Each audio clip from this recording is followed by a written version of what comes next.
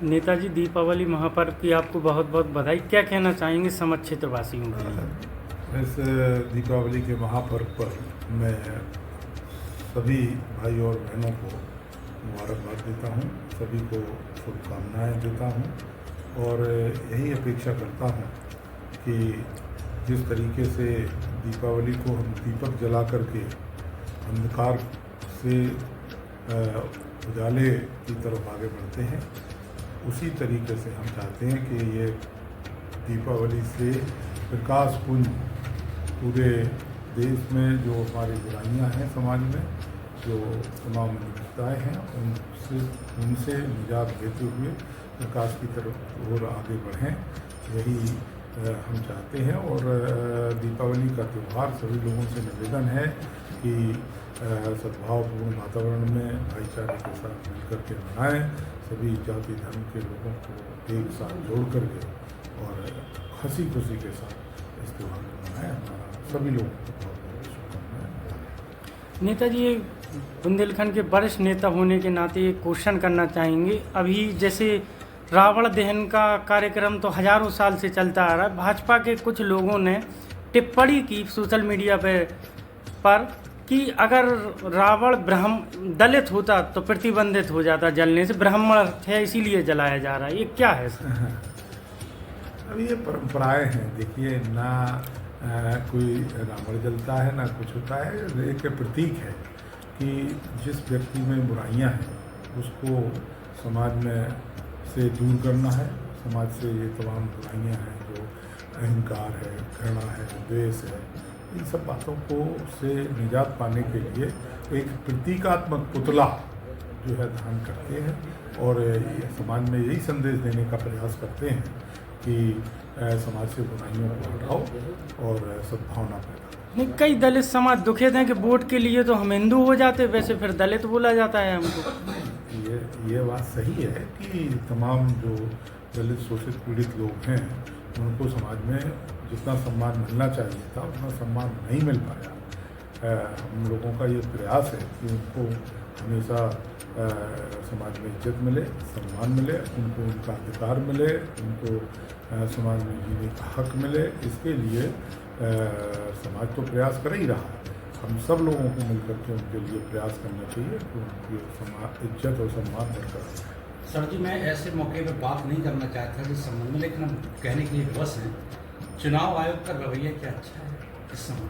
देखिए, चुनाव आयोग तो आप जानते हो कि सत्ता के साथ सुर में लगता है, लेकिन उसके बावजूद भी हम सब मानते हैं कि चुनाव आयोग इंडिपेंडेंट है और उनकी कार्रवाई इंडिपेंडेंट होना चाहिए।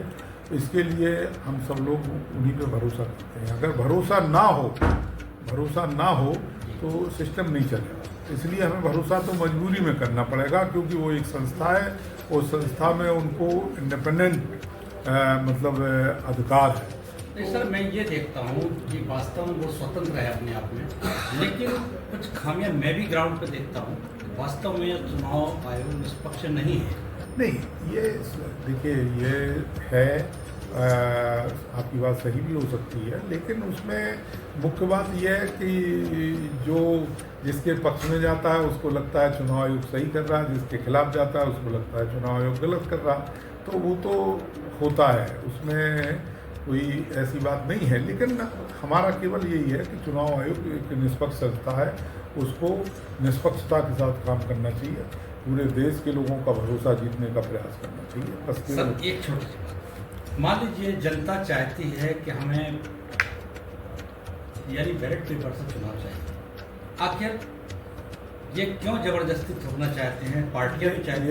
ये तो सभी राजनीतिक दल इसके लिए प्रयास कर रहे हैं, लेकिन अभी क्योंकि चुनाव आयोग ने ये निर्णय लिया कि ये ईवीएम से चुनाव होगा, तो उसी से हो रहा। आप वही बता सकते हैं कि क्यों, कब कराएंगे, बैलेट पेपर से कराएंगे भी कि नहीं कराएंगे। असल में हम लोग भी तो इस मुद्दे को एक तरफ मौके तो नहीं उठाते। कभी अगर ये मुद्दा है जिससे मान लीजिए सब लोग परेशान हैं, तो उस मुद्दे को परमानेंट तरीके से उठाना चाहिए और कहना चाहिए कि भाई अगर बैलेट पेपर से चुनाव नहीं होगा तो हम भाग नहीं लेंगे। सारे राजनीतिक दल अगर इस बात से सहमत है तो मजबूरी में बैलेट पेपर से होगा। लेकिन अब जब ऐसा मौका आता तो कोई बात उठाते नहीं। अच्छा, सबसे बड़ी बात ये है, देखिए हम भी कहते हैं चुनाव आयोग के ईवीएम पे भरोसा नहीं है, हम भी कहते हैं, लेकिन आज तक ना हम ना कोई भी देश में कोई साबित नहीं कर पाया कि ईवीएम गलत है, इसलिए कोई कुछ कह नहीं पा रहा। क्या कहे, इससे साबित भी तो करना पड़ेगा, उसका प्रमाण भी तो देना पड़ेगा। इतने लोग लगे रहे, इंजीनियर लगे रहे, तमाम वैज्ञानिक लगे हैं, लेकिन कोई जो है उसको गलत तो साबित कर नहीं पाया। अब नहीं कर पाएगा तो क्या करेंगे, तो बताओ अगर गलत है तो हम भी चाहते हैं कि बैलेट पेपर से हो। डिजिटल के क्षेत्र में एलन मस्क ने चैलेंज दिया है चुनाव आयोग को कि बचकानी बातें मत करें, ये मेरे 5 मिनट का काम मेरे लिए है करना। जो उन्होंने दिया है तो उनको सामने आना चाहिए और उसको चुनाव आयोग के सामने पेश होना चाहिए, बताना चाहिए कि हम कैसे कर सकते हैं, क्या कर सकते हैं। बिल्कुल चुनाव आयोग को इस पर विचार करना चाहिए।